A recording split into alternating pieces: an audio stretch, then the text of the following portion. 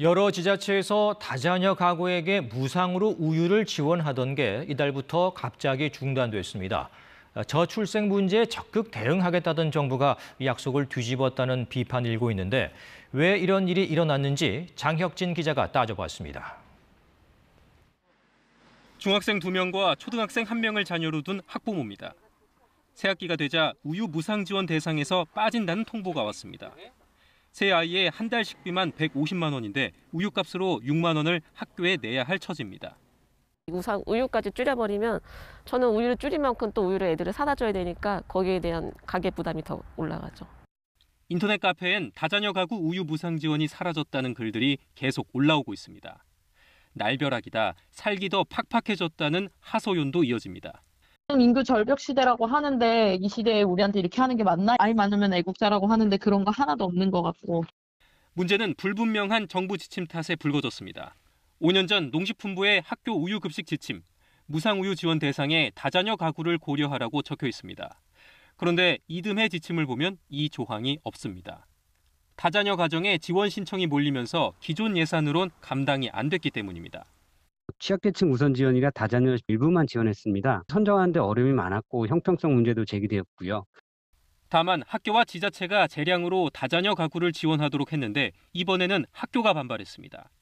다자녀를 거르려면 영양사 선생님들께서 진짜 가족관계 증명서라던가 이런 좀 증빙 서류를 하나하나 다 받아야 됐던 거예요. 업무 과중이 될 수 있는. 기준을 명확히 해달라는 교육당국의 요청에 올해부터 농식품부는 다자녀 가구 지원 근거 조항을 삭제했습니다. 이런 사이 34곳 기초자치단체에서 6만여 다자녀 가구, 18만 명이 넘게 우유 무상 지원을 받지 못하게 됐습니다. KBS 뉴스 장혁진입니다. 네, 이 문제 취재한 장혁진 기자와 좀 더 얘기 나눠보겠습니다. 자, 장 기자, 이 다자녀 가구 우유 무상 지원 정책 사실상 설계부터 좀 문제가 있었다는 거군요. 그렇죠. 이제 학부모들이 더 화가 난 이유이기도 합니다. 예. 복지의 기본 원칙, 대상을 정할 때 신중해야 한다는 거거든요. 네. 왜냐하면 지원하던 걸 없앨 때 그때 반발이 더 크기 때문입니다. 그렇죠. 농식품부가 5년 전 정확한 예산을 따져보지 않고 다자녀 지원을 넣었고요. 이후에도 학부모 반발을 우려한 정부와 지자체는 모호한 기준이 있는데도 계속 지원하면서 문제를 더 키웠습니다. 네, 이 따져보면 이제 교육당국에서 문제를 제기하자 지원을 중단한 건데 다른 대안은 없었던 겁니까? 이 교육당국 입장은 예. 이 다자녀 가정을 가려내는 과정이 복잡하다라는 거였는데요. 이 무상 지원 대상자 선정은 학교에서 합니다. 예. 나이스라고 하는 행정 시스템으로 다자녀 여부를 확인해야 하는데 이 시스템으로는 알 수가 없습니다. 그렇다고 또 방법이 아예 없는 건 아닌데요. 또 다른 행정 시스템인 정부 24에선 다자녀 가구 여부가 등록돼 있거든요. 예. 이 둘을 연계해 보는 것도 하나의 방법이었을 텐데 개선 노력이 부족했다는 비판 피할 수 없을 것 같습니다. 그렇군요.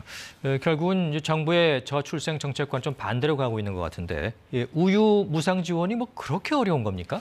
올해 기준으로 이제 무상 우유 받는 취약계층 학생이 예. 70만 명 정도입니다. 예. 예산으로 치면 이제 국비 470억 원이 들어가는데요. 전국에 있는 다자녀 가정 학생이 160만 명 가량 되거든요. 예. 단순 계산해 보면 지금보다 1,000억 원 이상이 더 들어갑니다. 1,000억 원. 네. 그런데 지금 현재 우유의 원유가 남아도는 상황이거든요. 그러니까 유업계에서는 지금 손해를 보면서 이제 원유를 분유로 만들어서 지금 보관하고 있는 상황입니다. 이런 남아도는 우유를 좀 효율적으로 쓸 수 있는 방안이 없을지 좀 고민해 볼 시점인 것 같습니다. 네, 대안 마련이 시급해 보이네요. 장혁진 기자 잘 들었습니다.